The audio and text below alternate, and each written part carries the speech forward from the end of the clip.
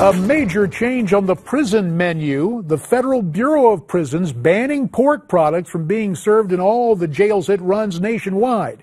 The shift comes reportedly because surveys show prisoners don't like pork.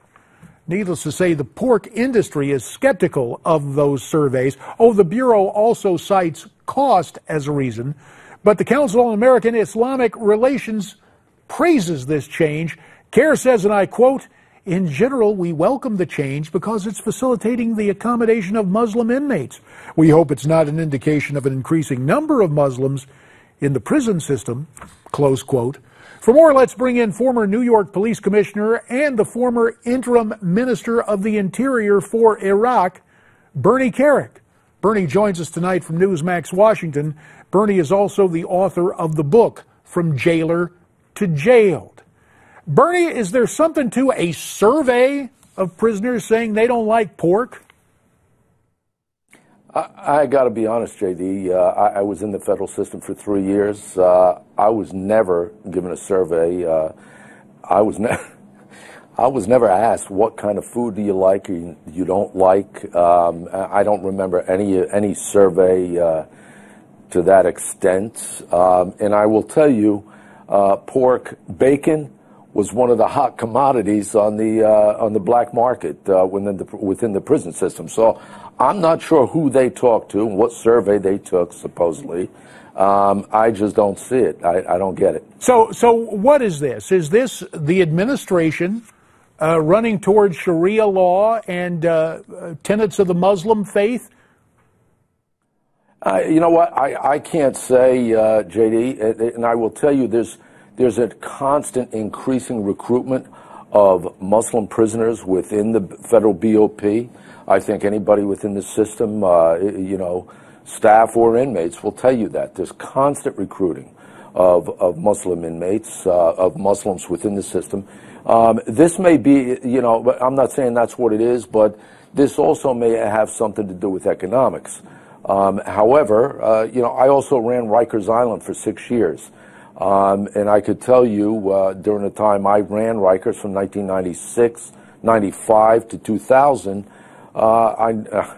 I never had a big issue between pork or beef or anything else. And I'm guessing when you ran Rikers, stand out to me where it was. Yeah, when you ran Rikers, you didn't take a survey, did you, of the prisoners on their cuisine? No. I didn't figure you did. Really. We got 2 minutes, No. Bernie. Here's what I want to move to. And since you began your career in the military, in the Army, in terms of military police, now one of the investigators, an Army officer involved in the Bowe Bergdahl case, we understand, is recommending no prison time for the alleged deserter. What's your reaction to this report? You know what, JD? I know some of the men that went out looking for this guy, Mike Wallace, a lieutenant colonel, a special forces operator. I know him personally. He's a friend. He was out on the assignments going out there looking for this man.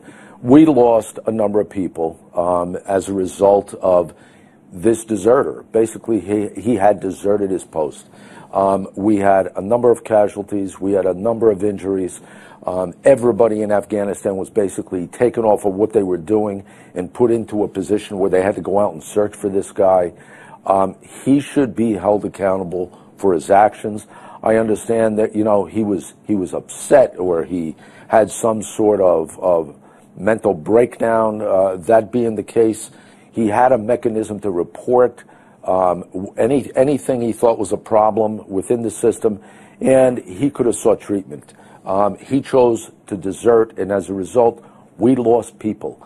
I think he should be held accountable for what he did. And let's not forget, not only we lose people, we gave up 5 key terrorists to bring this guy back. Bernie Kerik, we want you to come back because we've got something else of interest ahead.